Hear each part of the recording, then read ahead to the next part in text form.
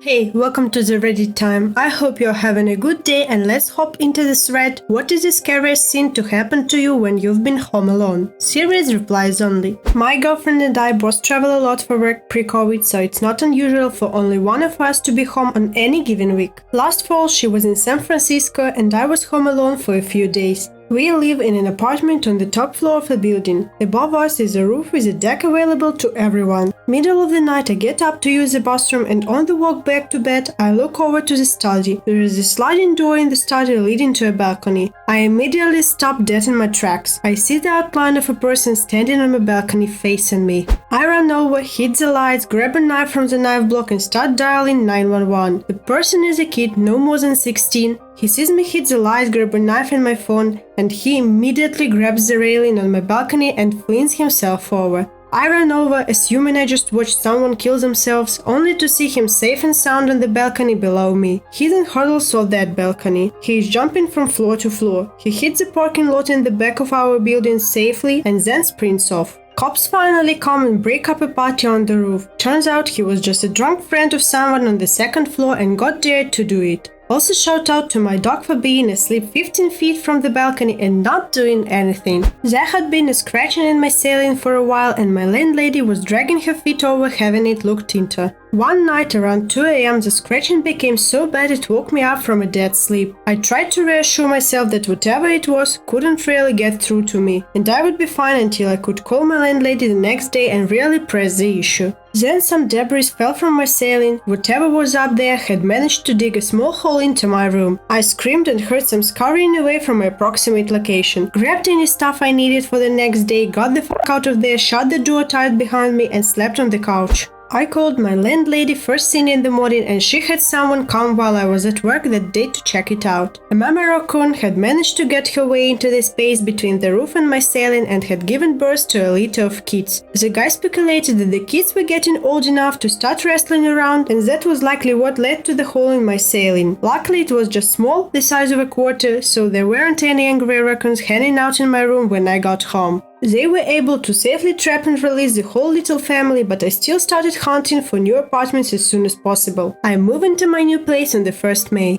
Imagine waking up in pitch black to a raccoon hanging from your ceiling. Oh, that shit. I heard gunshots when I was home alone for the first time as a 12-year-old. Turns out my neighbor was a murderer. At least 12 cop cars and like 2 fire trucks showed up and I thought it was the end of the world. Like a frequent murderer or he murdered someone. Either way, yikes. My grandparents paid me to house sit for them and take care of their animals. 2 dogs, 2 goats and like 3 or 4 horses for 2 weeks. One of the dogs was really clingy, so I closed the door on him when I went to bed one night. I woke up in the middle of the night but I was too tired to move, but I saw a black figure with a white face standing right beside the bed. It was making this horrific growling noise and leaned into me and pressed down my chest. It pressed harder and harder and then I was able to move my fingers and then I was eventually able to move my body, but after that I let the dog sleep in the room and I slept with the lights on. That was the first time I experienced sleep paralysis and thankfully the times after that one weren't freaky.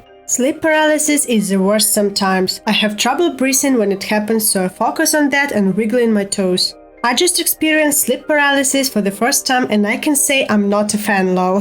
I couldn't open my eyes or mouth, but for some reason it felt that I was able to move my right hand and tap my cheek, which didn't work, so I was stuck my fingers in my mouth and forced it open, but then I finally woke up and my hand was on my chest and never moved. I was watching some sort of ghost TV show about demons or something in my basement, home alone when I was probably 14 or 15. A fucking turkey walked up to the sliding door and started tapping on the glass. I noped the fuck out of that basement so fast. I don't think I ever watched that show again either. Edit. The show was called A Haunting. Not sure if this counts. Was working on a firm in Northern California. It was a startup and I was the only person at nights on an isolated 650 acres. After dinner was walking from the lodge to my cabin, about 100 yards. It's dark, so all I can see is what my flashlight illuminates plus a little on the periphery of the main beam. Anyway, walking back and in the periphery, I see red fucking eyes staring at me unblinkingly. I turn the light on it and all I see is a pale white mouse behind the still red eyes. I freak, takes a little bit to get me jumpy, but this sure as hell did. Picture a 6'5", 260 pounds man. Now picture him letting out an unbelievably high-pitched scream and straight sprinting into his cabin, 50 yards or so. The next day, I was talking to one of the guys that come us to help out during the day, told him what happened, and he about fell over laughing. I think the sincere terror in my voice as I described the pale monster really drove the funny nail home for him. Well, turns out there is such a thing as albino deer, and just so happens one frequents this property. Nobody thought to warn me beforehand.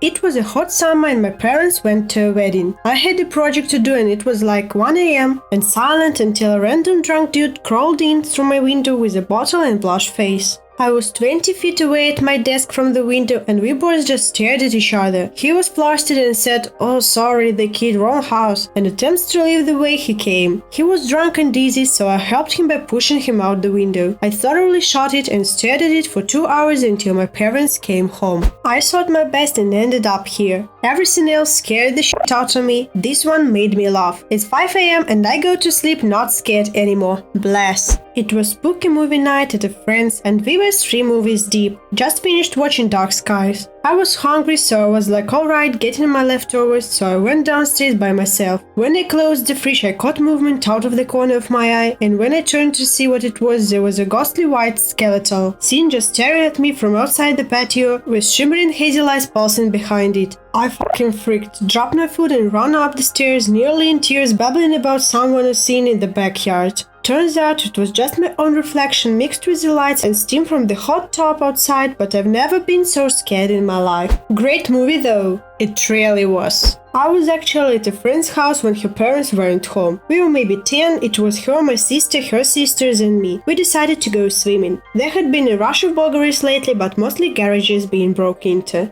Anyway, we were in the pool when we noticed the kitchen light turn on. It was evening. We assumed her parents, so looked in the window to do something stupid to get their attention when we realized we do not know the individual in the house. We hid behind the wall of the pool above ground, terrified until her parents finally came home. It appeared as though he got spooked as he only ransacked the kitchen and left the garage door wide open when fleeing.